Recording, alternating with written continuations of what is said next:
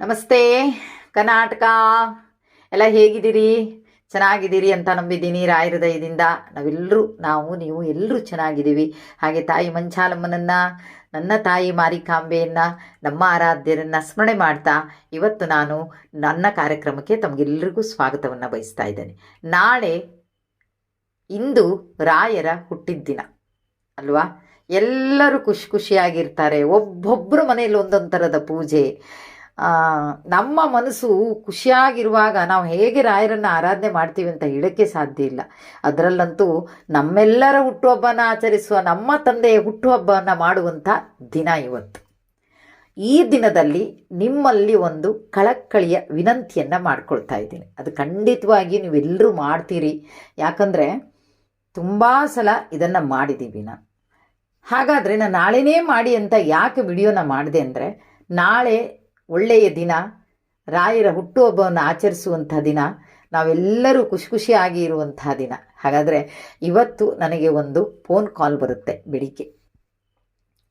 ಬಂದಾಗ ನಾನು ಜಸ್ಟ್ ಅದನ್ನ ರಿಸೀವ್ ಮಾಡ್ತೀನಿ. ರಿಸೀವ್ ಮಾಡಿದಾಗ ಗೊತ್ತಾಗುತ್ತೆ ಆ ಹೆಣ್ಣುಮಗಳು ಆ ಕಡೆಯಿಂದ ಅಳ್ತಾ ಇದ್ದಾಳೆ ಅಂತ. ಆದರೂ ನಾನು ಹೇಳ್ತೀನಿ, ಸ್ಕೂಲಿಗೆ ಹೊರಟಿದ್ದೀನಿ, ಈಗ ನಾನೀಗ ಕಾಲ್ ಎತ್ತಕ್ಕಾಗಲ್ಲ, ನಾನು ಆಮೇಲೆ ಮಾಡ್ತೀನಿ ಅಂತ ಹೇಳಿದೆ. ಸಂಜೆ ಮಾಡ್ತೀನಿ ನಿಮಗೆ ಅಂತ ಹೇಳಿದೆ. ಸರಿ, ಆ ಹೆಣ್ಮಗಳು ಹ್ಞೂ ಅಂತ ಹೇಳುವಾಗಲೂ ಗೊತ್ತಾಗ್ತಾ ಇದೆ ತುಂಬ ದುಃಖದಲ್ಲಿದ್ದಾಳೆ ಅಂತ. ರಾಯರು ಹೆಚ್ಚಾಗಿ ನನಗೆ ಕಾಂಟ್ಯಾಕ್ಟ್ ಮಾಡೋದೇ ಹಾಗೆ.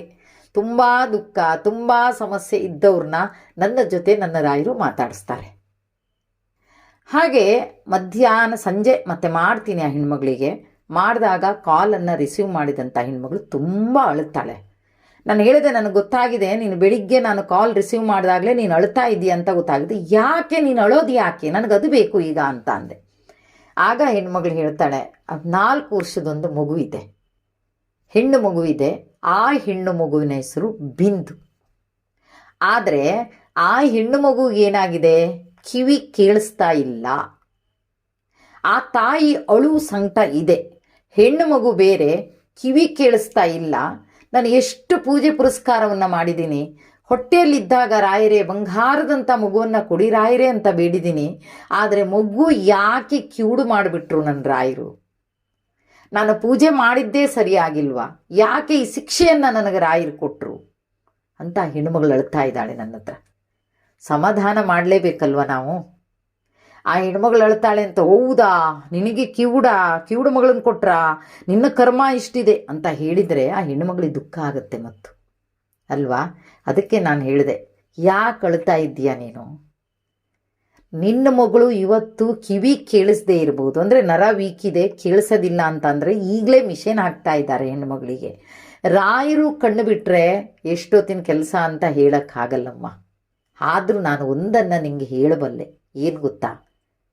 ಕಿವಿ ಕೇಳದೇ ಇದ್ದವರು ಹಾಡ್ತಾರೆ, ಕಾಲಿಲ್ಲದೆ ಇದ್ದವರು ಡ್ಯಾನ್ಸ್ ಮಾಡ್ತಾರೆ, ಸಾಧನೆ ಅದೆಲ್ಲ. ಆದರೆ ಇವತ್ತು ರಾಯರನ್ನು ಪೂಜೆ ಮಾಡ್ತಾ ಇದೆಯಾ ಅಂದರೆ ಅದೇನೋ ರಾಯರಿಗೇನೋ ಗೊತ್ತಿರಬೇಕಲ್ವಾ?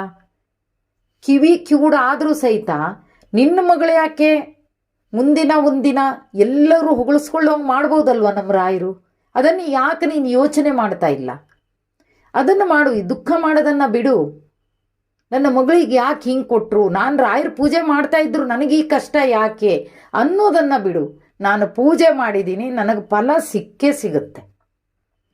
ಚುಚ್ಚಿ ಚುಚ್ಚಿ ಚುಚ್ಚಿ ಆಡ್ತಾರಮ್ಮ ಸಂಬಂಧಿಗಳು.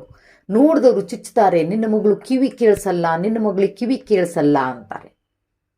ನೋಡಮ್ಮ, ಈ ಚುಚ್ಚಿ ಚುಚ್ಚಿ ಮಾತಾಡುವವ್ರನ್ನ ಯಾವತ್ತೂ ಬಂದ್ ಮಾಡ್ಸೋಕ್ಕಾಗಲ್ಲ. ಜನಾರ್ದನನ್ನಾದರೂ ಮೆಚ್ಚಿಸಬಹುದಂತೆ, ಜನರನ್ನು ಮೆಚ್ಚಿಸೋಕ್ಕಾಗಲ್ಲ.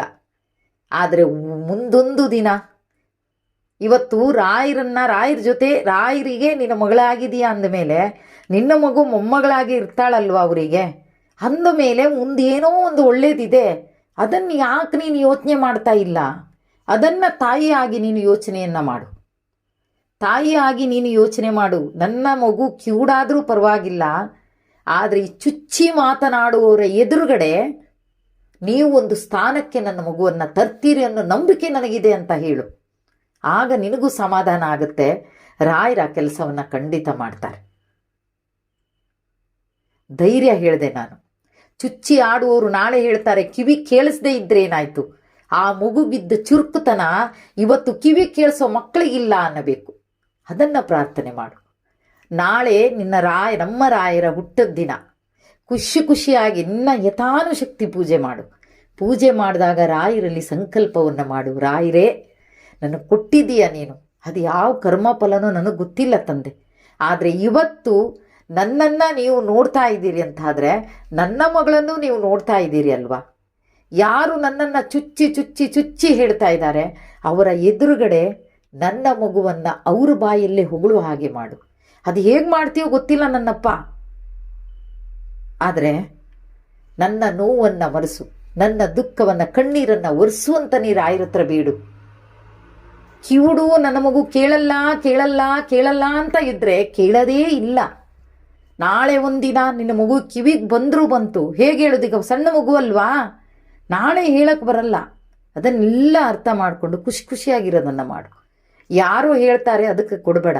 ಅವ್ರು ನೀನು ಉಂಡ್ರೂ ಹೇಳ್ತಾರೆ, ಉಣ್ಣದೆ ಇದ್ದರೂ ಹೇಳ್ತಾರೆ. ಉಂಡ್ರೆ ಅಯ್ಯೋ ಎಷ್ಟು ಉಂತಾಳಪ್ಪ ಅಂತಾರೆ, ಉಣ್ಣಿಲ್ಲ ಪಾಪ ಬಡತನ ಅಂತಾರೆ.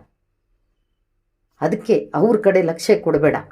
ಯಾರು ನಿನ್ನನ್ನು ಆಧರಿಸುವುದಿಲ್ಲ, ಯಾರು ನಿನ್ನನ್ನು ಚುಚ್ಚು ಮಾತಾಡ್ತಾರೋ ಒಂದು ದೂರ ಇಡು, ಬೇಡ. ಅವರು ನಮಗೆ ರಾಯರಿದ್ದಾರೆ. ನಮಗೆ ದುಃಖ ಬರುತ್ತಾ, ರಾಯರಿದ್ರೆ ನಿತ್ತಳು ಸಾಕು ಅಷ್ಟೆ. ಹಾಗಾಗಿ ಆ ಮಗುವಿನ ಹೆಸರು ಬಿಂದು. ಅಷ್ಟು ಸಮಾಧಾನವನ್ನು ಮಾಡಿದ್ದೀನಿ ನಾನು. ನಾಳೆ ಪೂಜೆ ಇದೆ, ನಾಳೆ ರಾಯರ ಹುಟ್ಟುದಬ್ಬ ಇದೆ ಕಣೆ. ಚೆನ್ನಾಗಿ ನಿನಗೆ ಹೇಗೆ ಇಷ್ಟ ಆಯಿತು ಅಷ್ಟು ಪೂಜೆ ಮಾಡು. ರಾಯರಿಗೆ ಜವಾಬ್ದಾರಿಯನ್ನು ಕೊಡು. ಇವತ್ತು ರಾಯರ ಭಕ್ತೆ ಆಗಿ ನೀನು ನಿನ್ನ ಹೊಟ್ಟೆಯಲ್ಲಿ ಆ ಮಗು ಹುಟ್ಟಿದೆ ಅಂತಾದರೆ ರಾಯರ ನಿರ್ಣಯ ಬೇರೆ ಇರಬೇಕು ಕಣೆ. ಅದನ್ನು ಅರ್ಥ ಮಾಡ್ಕೋ. ಈ ಅಳೋದನ್ನು ನಿಲ್ಲಿಸು ಮೊದಲು. ಒಂದೆರಡು ಸಮಸ್ಯೆ ಅಲ್ಲ ಪಾಪ ಹೆಣ್ಮಗಳಿಗೆ. ತಾಯಿ ಒಬ್ಬರಿದ್ದಾರೆ, ಆ ತಾಯಿ ತುಂಬ ಕೈ ನೋವಿನಿಂದ ಬಳಲ್ತಾ ಇದ್ದಾರೆ. ಏನು ಕೆಲಸನೂ ಮಾಡೋಕ್ಕಾಗಲ್ಲ. ಅದು ಇವತ್ತೊಂದು ಖುಷಿ ಅಂದರೆ ಆ ತಾಯಿಗೋಸ್ಕರನೂ ಅಳುತ್ತೆ ಹೆಣ್ಮಗಳು. ನನ್ನಮ್ಮ ಆರಾಮಿದ್ರೆ ಸಾಕು ನನಗೆ ಅಂತಾರೆ. ಇವತ್ತಿನ ಕಾಲದಲ್ಲಿ ಅಪ್ಪ ಅಮ್ಮನೇ ಎಷ್ಟು ಪ್ರೀತಿ ಮಾಡ್ತಾರೆ ನೋಡಿ ಅಲ್ವಾ. ನನ್ನಮ್ಮನಿಗೆ ಹುಷಾರಿಲ್ಲ ಅಂತಾಳೆ ಹೆಣ್ಮಗಳು. ಹಾಗಾಗಿ ಹೇಳಿದ್ದೀನಿ, ಏನು ಬೇಜಾರು ಮಾಡ್ಕೋಬೇಡ. ರಾಯರಿದ್ದಾರೆ ನಿನ್ನ ಮನೆಯಲ್ಲಿ ಅಂದಾಗ ನೀನು ಯಾಕೆ ಭಯಪಡ್ತೀಯ ಮತ್ತೆ ಅಂತ ಹೇಳಿದ್ದೀನಿ. ಹಾಗಾಗಿ ನನ್ನ ಕಾರ್ಯಕ್ರಮವನ್ನು, ನನ್ನ ವಿಡಿಯೋವನ್ನು ಯಾರ್ಯಾರು ನೋಡ್ತಾ ಇದ್ದೀರಿ, ಇವತ್ತಿನ ದಿನ ರಾಯರ ಹುಟ್ಟುಹಬ್ಬದ ದಿನ, ಬಿಂದು 4 ವರ್ಷದ ಮಗು, ಆ ಬಿಂದುಗೋಸ್ಕರ ಒಂದು ಪ್ರಾರ್ಥನೆಯನ್ನು ಮಾಡಿ. ರಾಯರೇ, ಕಿವಿಯನ್ನು ಕೇಳಿಸ್ತಾ ಇಲ್ಲ, ಅದು ನಮಗೆ ಗೊತ್ತಿಲ್ಲಪ್ಪ, ನೀನು ಕೊಟ್ಟಿರುವಂಥದ್ದು. ಆದರೆ ಮುಂದೊಂದು ದಿನ ಆ ಮಗು, ರಾಯರ ಭಕ್ತೆಯ ಆ ಮಗು, ಮುಂದೊಂದು ದಿನ ಚುಚ್ಚಿ ಮಾತನಾಡೋರು ಎದುರುಗಡೆ ನೀನು ಆ ಮಗುವನ್ನು ಸಂತೈಸು, ಜೊತೆಗೆ ಒಂದು ಸ್ಥಾನಕ್ಕೆ ತಂದು ನಿಲ್ಲಿಸು. ಚುಚ್ಚೋರೆ ಅದನ್ನು ಹೊಗಳುವಂಗೆ ಮಾಡಪ್ಪ ಅಂತ ಒಂದು ಪ್ರಾರ್ಥನೆಯನ್ನು ರಾಯರಿಗೆ ಇಡಿ. ಖಂಡಿತ ನಮ್ಮ ರಾಯರನ್ನ ಎಲ್ಲರ ಮೊರೆಯನ್ನು ಕೇಳ್ತಾರೆ. ಇದೊಂದೇ ಅಲ್ಲ, ಎಷ್ಟೋ ಸಲ ನಾವು ಪ್ರಾರ್ಥನೆಯನ್ನು ಮಾಡಿದ್ದೀವಿ. ಹಾಗಾಗಿ ಈ ಪ್ರಾರ್ಥನೆಯು ಫಲಿಸಲಿ, ರಾಯರು ಆ ಮಗುವಿನ ಮೇಲೆ ಅನುಗ್ರಹ ಕೊಡಲಿ. ನಾವೆಲ್ಲರೂ ಸೇರಿ ಪ್ರಾರ್ಥನೆಯನ್ನು ಮಾಡೋಣ ಅಂತ ಹೇಳ್ತಾ ಇವತ್ತಿನ ಕಾರ್ಯಕ್ರಮವನ್ನು ಇಲ್ಲಿಗೆ ಮುಗಿಸ್ತಾ ಇದ್ದೀನಿ. ಜೈ ಹಿಂದ್, ಜೈ ಕರ್ನಾಟಕ ಮಾತೆ. ಸರ್ವೇ ಜನ ಸುಖಿನೋ ಭವಂತು.